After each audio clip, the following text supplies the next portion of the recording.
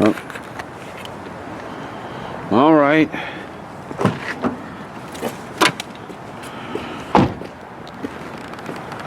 Hey guys, it's Daniel Murphy. Let's see what we got here.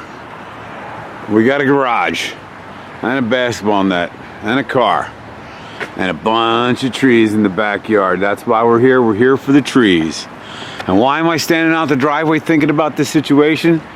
Because this tulip tree way back here, can you see that tulip tree? That is laying up right in the chestnut oak right behind it. We're going to go down there in a minute and take a look at it. And the other tree company that came and looked at it wanted to use a crane from the neighbor's driveway, charge him $10,000 and have him sign a release saying that if he damaged the neighbor's driveway, he wasn't held responsible with the crane. It's a nasty driveway over there too. It's a big hill drop off down to the road. We're gonna do this thing Egyptian style is the plan for $6,000, and I'm looking at straightening that tree out, basically putting enough force on that tree to stand it back up, and I can use some multiple lines and or block and tackle. Let's go take a look at it because it's nasty. And what do we got here? Sign from God saying, whoa, what are you thinking, buddy? You're crazy. I know. You're not the only one that says that, Lord. But somehow we managed to get the job done. This one's a challenge though. Let's go take a look at it.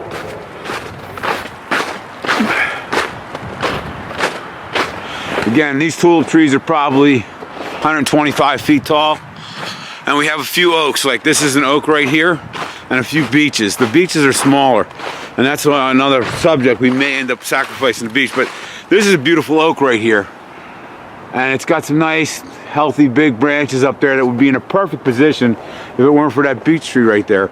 But right behind that beech, that's our leaner right there. Let's go take a look at the base of this tree while we have a little light left today.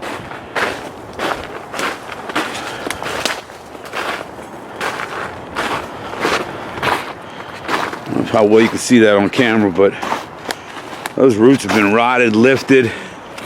There's nothing at all back here holding. And then we got that split right there. The split right here. It's all hollow and rotted in there. Little buttress root or two on the front side, but that's not going to give you much force. You can see that this split started developing right here, so we're halfway into a barber chair. Matter of fact, we should probably strap this thing up. I never thought of that. And then let's just follow this trunk up and see how much lean it's got, how big it is, and where it's leaning up into that chestnut oak. A few pressure points up there holding it. And that's another question. I mean, I had so many thoughts on this tree. I'm trying to share them all with you here. But how it's, let me walk over here. How it's leaning in this other tree is going to be crucial.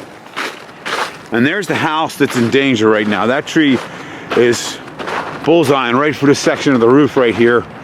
And I promise you, if that tree gets going uphill, we're quite a ways uphill from that house down there. That guy who just walked through his kitchen, his life's at risk. Because that tree could roll off of that chestnut oak, come right through the roof of that house and not stop, because being uphill it has that much more time to just pick up momentum as it's coming down.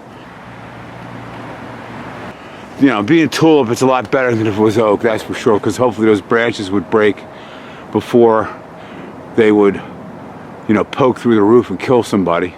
So there it is. Now looking at these pressure points, that's important. Sometimes that tree will hook up in there, so it's being held from coming any further down. But you try to pull it back, those branches may have wrapped around part of that chestnut oak in a way that it's hooked in there, and we'll have a lot of problems standing it back up. That would be a huge issue, and it's really difficult to tell with all the pressure points. And I see one broken branch up there in the oak. See that? Looks like that branch broke off up there.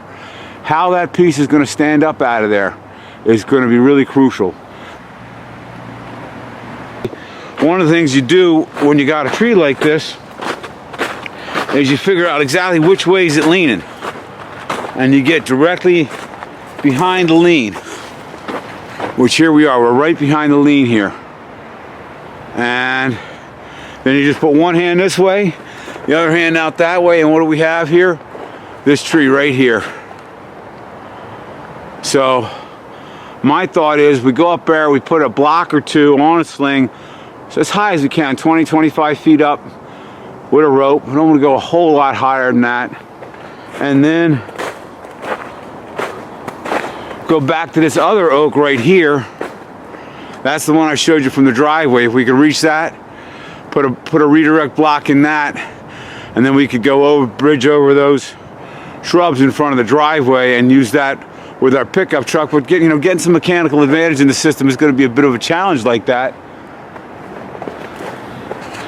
Here's this view from back here. A lot of lean on that tree. God, there's a lot of lean on that tree. But boy, I get excited. This is just my idea of a good time. The other option would be to use this beech tree, put a climber in there, have them just spike right up the spine of that tree right there, and then start piecing out that top. Get that whole top pieced out, whatever you can get off of that chestnut oak without hanging up into the chestnut oak. And then take, when there's that much weight off it, we set a few ropes up here and then pull on it with the truck, see if we can straighten it up like that. Here's our bad tree. And let's just give you pan straight and see how much lean that thing's got. And it's got a lot more lean than it looks like. I'm saying 35 feet of lean, maybe more. Let me walk it off here and see where we are with it.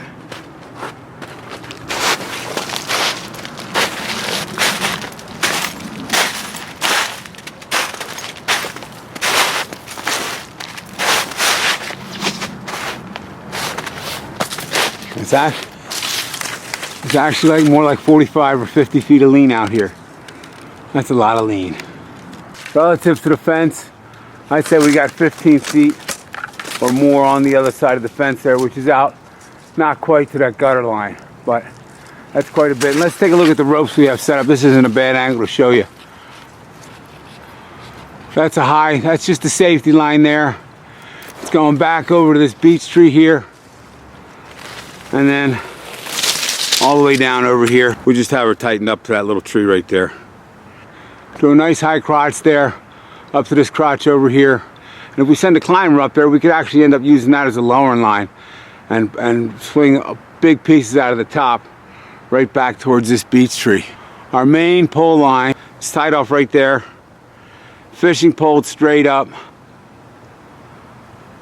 and goes out, and I'll show you back way up the hill there to the base of this oak tree. This is our fourth line here. It's simply a safety line. Just an extra rope we have set up in there. It's just hanging, doing nothing right now. If we need that rope, we have it at our disposal. There's our other safety line, and that's hooked in over to this left side of the tree.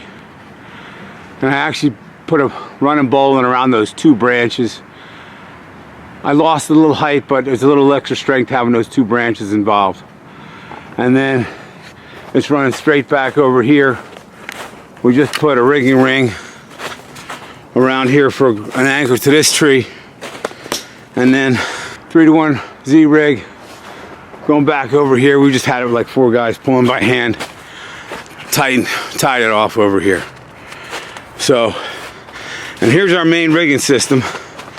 This is our main pole line, and I'm telling you, I don't know if we're gonna have enough to get this tree stood up or not. This is the GRCS, and it is dusty. This thing's been sitting in my garage for probably 3 or 4 years. And the last time I remember making a video with the GRCS, I said, thank God I didn't sell this piece of equipment, even though we don't really use it too much for our rigging with the equipment and systems we're using these days. But every once in a while, you're gonna run into a tree that just absolutely needs to have the GRCS, and this is the tree today. I don't know what I would have done without this. I'd have to set a bunch of redirects up and try to pull in the driveway with a truck, and that could get real hairy. We might actually need to do that anyhow, in addition to this, because this may not have enough lift. But let's just take a look at the system. So we got a bowl line set up through a redirect block up top, maybe 10 feet up in this oak, and then it's going out. Where's the line? Out there to a 3-to-1 system. One end is tied off midline to the pole line. Then we have a block tied to the end of the pole line, giving us 3-to-1, and there's another pulley right there. So 1, 2, 3 pulleys in this system, and the GRCS. We're not quite directly against the lean of this tree. You can see that tree's leaning way out there in the middle between those two trees with the ivy on it. So it's not 180 degrees, it's probably 5 or 10 degrees off. But I needed to come all the way up this hill. Number one, because it gives me a little more height, and I put those lines a little higher in this tree just to give them a little more height, give us a better pulling angle, number one. And number two, I needed 35 or 40 feet to straighten that tree out. So I needed some room. I have to have 35 feet between that pulley there and the 3-to-1 Z rig and this tree here. We're gonna see if this machine has what it takes to do the lifting. We have 2 other safety lines set in there, which are gonna have some additional pull on them, but not a ton of pull. The thing is, what we can do is crank this, get this as far and tight as it'll go. If the tree stops it, well, then we start cranking on one of the other lines, and then we crank on the other line and kind of ratchet it up a little bit. One on this side, one on that side, one in the middle, one on this side. Ratchet it up as we go, around and around and around. A lot of times, that's what it takes to stand a big tree like this up. If it doesn't stand up because it's hooked on something, then I'm not giving this system much of a chance to break it free if it's hooked on something. I just hope it stands straight up and there's nothing back there that's going to be rubbing that much, although I kind of see one that might be right now. Then either way, we're probably going to have to set a climber up in there and hopefully bomb the top of that tree out. But right now it's all over the chestnut oak and it's all over the neighbor's house there, it's going to be very difficult to rig, especially from an unstable tree. So if we can get that stood up, get it back away from the house, we'll just bomb everything back in the woods there and call it good. So it's a tricky tree. Let's get some cranking done here. Let's see what happens, see if this tree starts moving.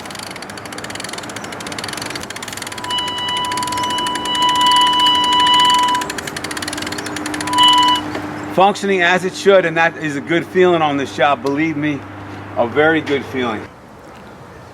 That shows a pretty good amount of lean on that tree.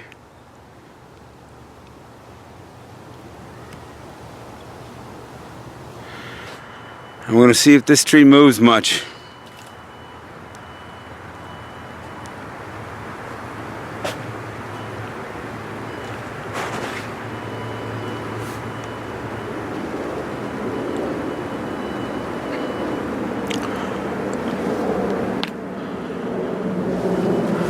Can you guys see that?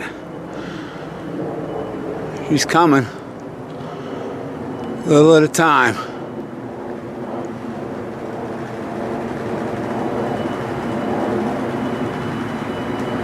That, sir, is a slow process. One guy cranking by hand. How long is it going to take him to move that tree 35 feet? My God.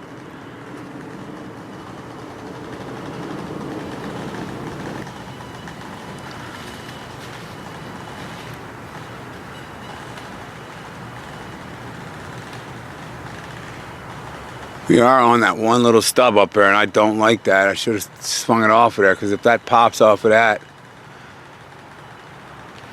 there it did, just right now. You saw it.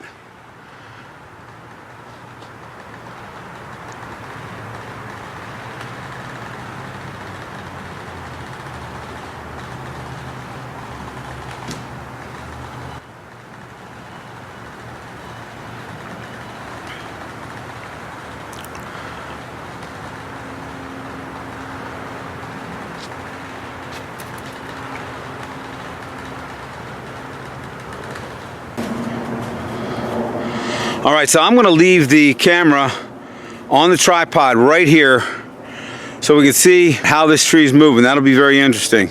We're going to go tighten up the other 2 safety lines and then just keep cranking. Hopefully we get this guy straight. It'll be cool.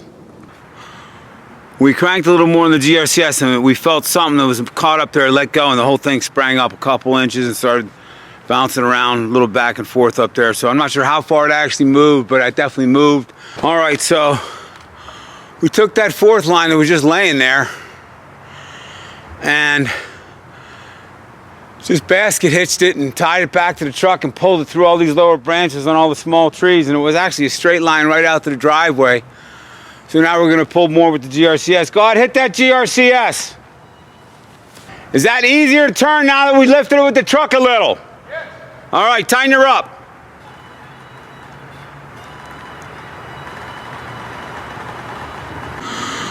All right, we're about to put the second pull on it with the truck. We've tightened up both safety lines and cranked again with the GRCS. Just basket hitched it over the tree, one leg to each side of the truck here. So one of the things about ropes, this is half-inch line, 7,400 pounds or something like that. If you're worried that's not enough strength, just double it up or triple it up, quadruple it up. So that's what we did here. We just doubled it up, and those knots aren't worth looking at. Let's just get her a little more straight.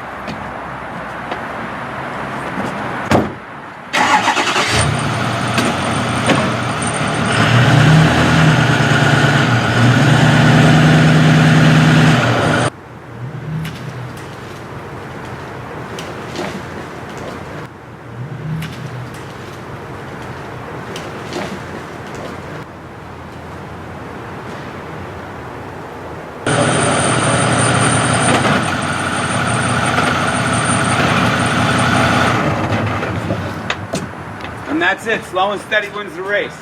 A lot of weight on this rope right here.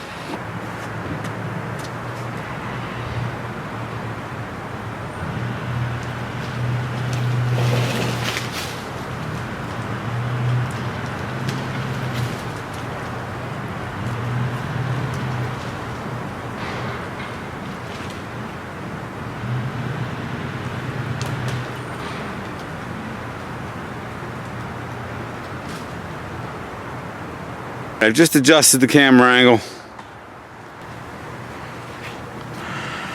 You could definitely see she stood up quite a bit, and that's a beautiful thing.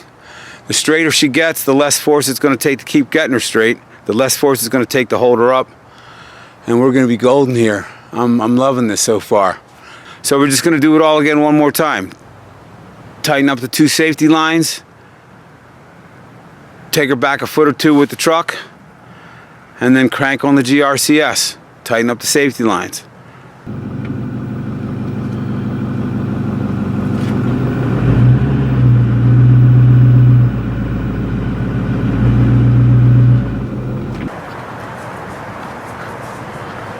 So there we are now. That's the tree it was laying in over there, the chestnut oak. It's up off of there now. She's probably moved 20 feet, maybe 25. And we're going to take her up another 5 or 10 is the plan. Pull with the truck right now.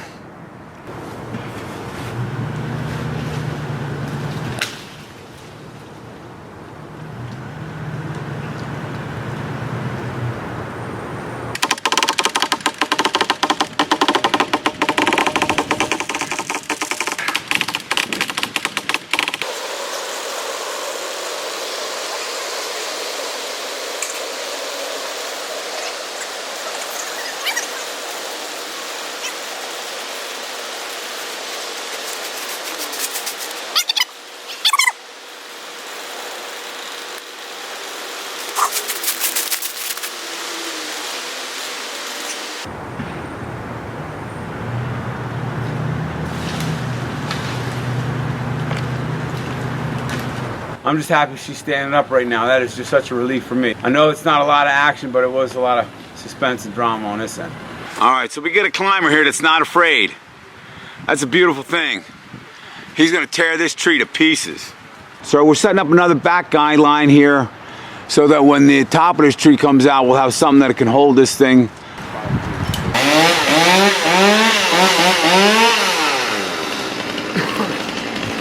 Is that one you were worried about? That's one of them.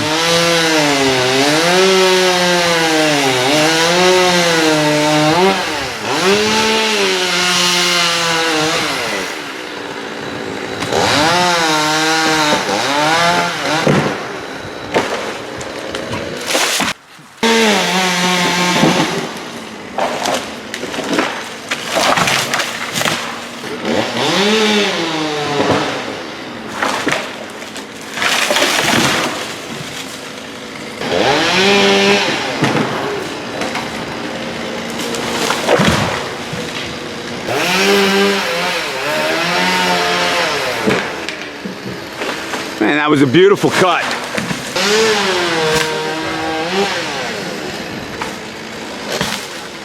Call that making it rain.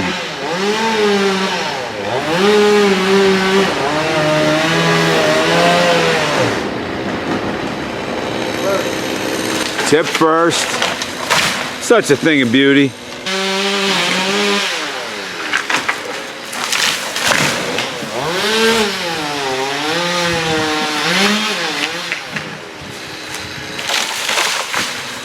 Good shooting.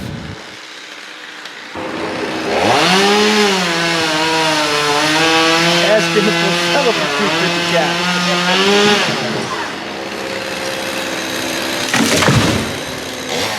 So we have two new support lines here. One going around this oak. That's the low one. Inside the truck. Right there. And then one right below the climber right there, which we just took the 3-to-1 system off the GRCS and went straight into the fair lead of the GRCS there. So this is one on time. When you're actually leaving some stubs, it's not a bad idea. It'll keep that thing from rolling, it'll stick into the ground, and keep that top from rolling and down that hill, hitting the house. Which is unlikely it'll happen, but you just throw everything to your advantage. Here it comes. Boom.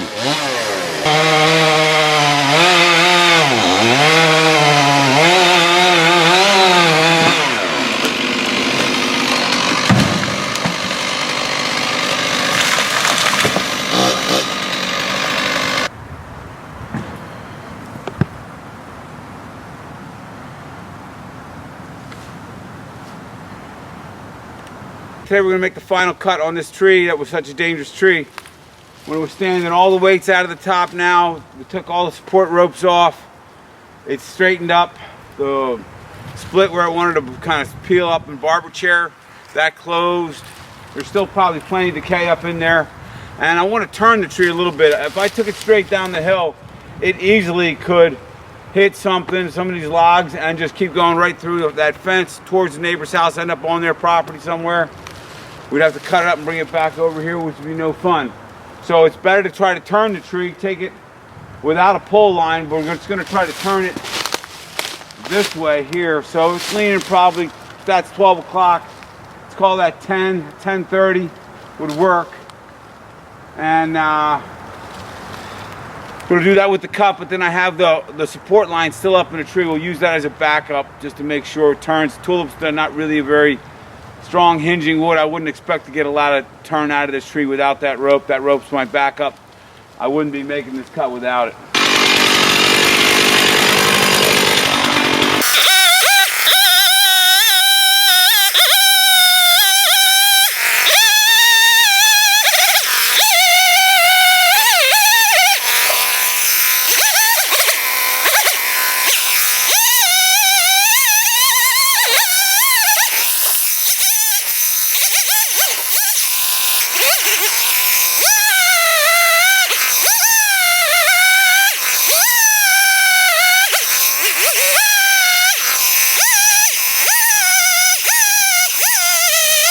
So we've got that retainer line set up there, and I've got a little slack in the retainer line, so it'll allow the tree to start to move before it starts turning. That retainer line is going to catch though before that face starts to close. So the retainer line should take it the direction we want, with or without the soft Dutch maneuver. Let's see what happens.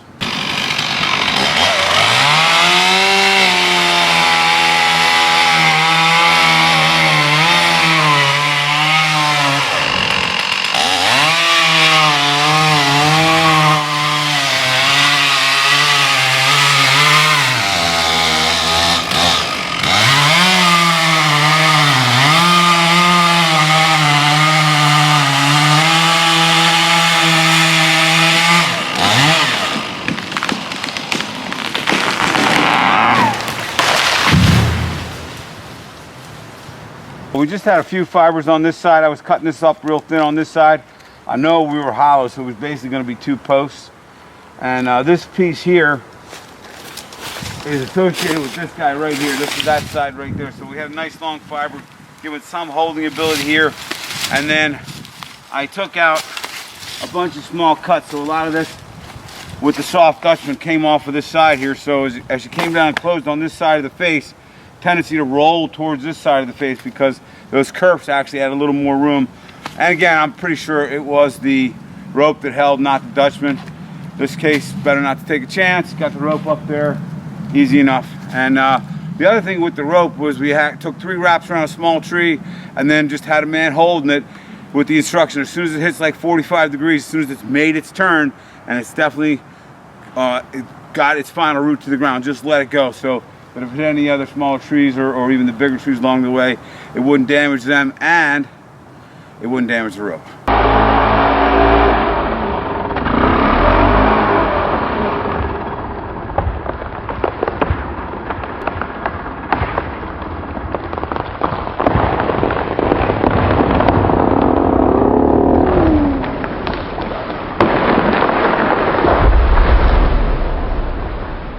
I'm very, very happy with this job. Thanks for watching. Daniel Murphy, have a great day. It's a great group effort, a lot of people involved in this one. And we took a very, very dangerous tree and put it on the ground safely with minimal risk. So thanks a lot. Please like, subscribe, share, all that stuff. I appreciate all your support. Keep watching and we'll get more great videos coming your way soon. Thanks. Take care now.